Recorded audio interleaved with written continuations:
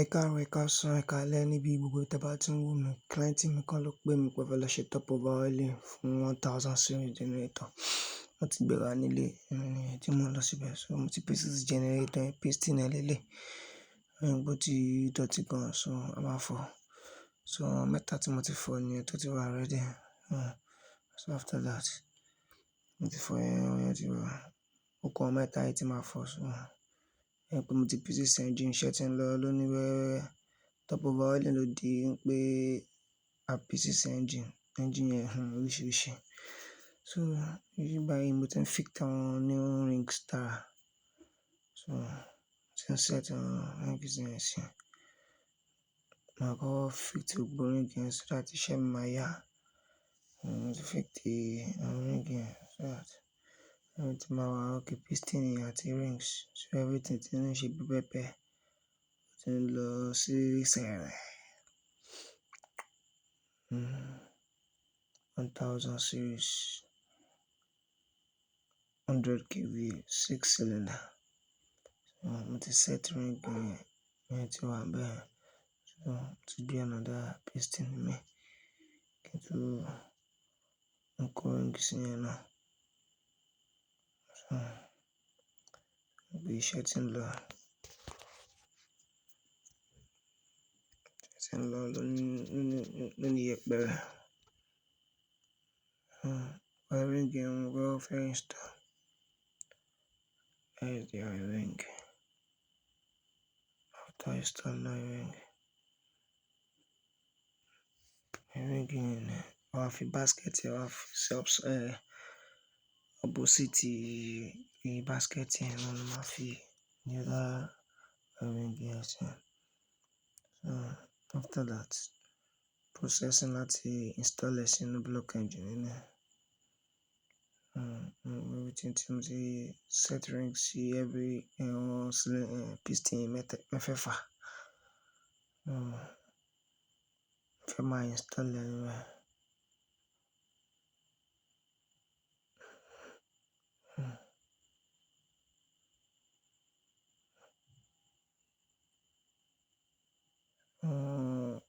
Stud yẹn ó pull out.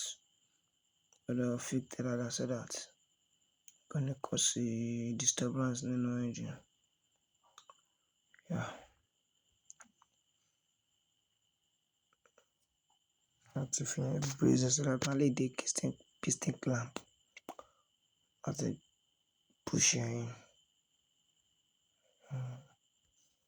Must set the position ring yẹn. Because it has to be set into the traveling of engine náà kó má ba consume wa. Ibi tí a ti ń parí iṣẹ́ nìyẹn. Just clamp it together.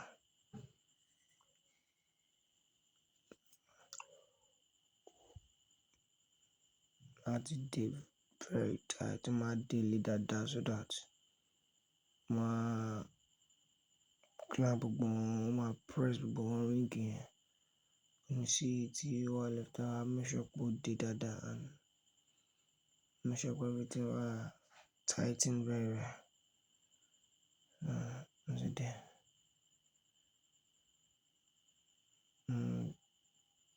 Make sure pé àwọn ring yẹn ó jókòó dáadáa. Mo ṣe ń tap ẹlẹ́gbẹ̀gbẹ̀. Anyone tí ó bá set it dáadáa ó máa lè fall. So after that, ayọ̀ tí-bar tí mo fi brace ẹ̀. Tí-bar mo fi brace ẹ̀. It's time to push it. So mo ti gbá sí. Gbá sí náà mo láti control ẹni sálẹ̀ so that everything máa wà pẹ́pẹ́pẹ́.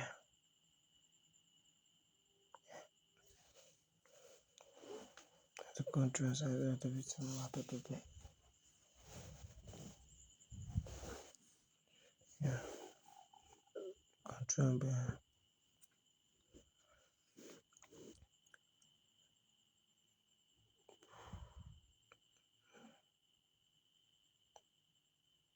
I love what I'm doing. In fact, efficient low service, no disturbance.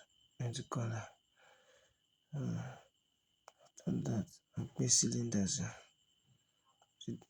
With the cap when by correcting with cap near. What did they enter? What install Ubo pasting memory factor to base cylinders. After that, I tighten them and make sure pay everything all day, all later that. Not gonna leak. I should pay everything. Oh, pay. But see, what's this in the item? After this in the map, free push rod, my deroga. So after that, stay on also and everything. At the first start by a build there. Gbogbo nozzle yẹn gbọ́dọ̀ supply. So tí nozzle bá ti supply ó ti lọ ní àti run engine bá. Ẹ máa ṣàkíyèsí wá rí àwọn tó máa slash this yeah.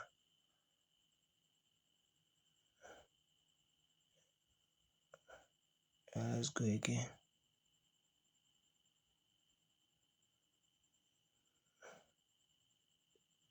Yeah. And you can see that the fire has come, it put to work. Stop and tighten it. After tightening it, I'll try again. Let's go again.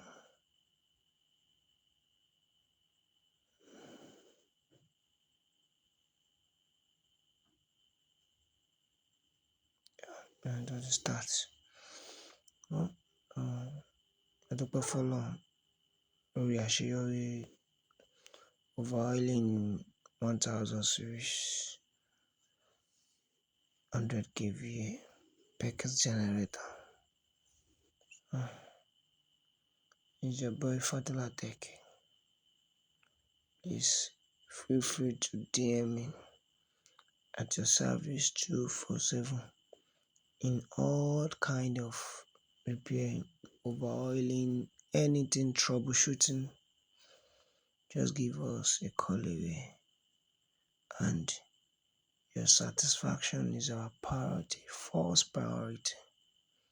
We get you covered. So just give us a call in all kind of repair, both direct or hand to hand. Just give us a call away. Let's do business. It should be a win-win. Thank you very, very much, my followers and my people. I really appreciate you.